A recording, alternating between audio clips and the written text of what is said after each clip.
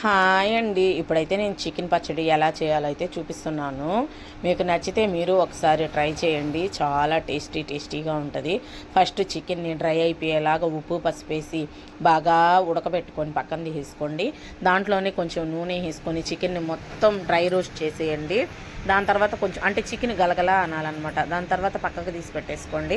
అందులోనే అల్లం వెల్లుల్లి పేస్ట్ వేసి బాగా ఉడకనియండి.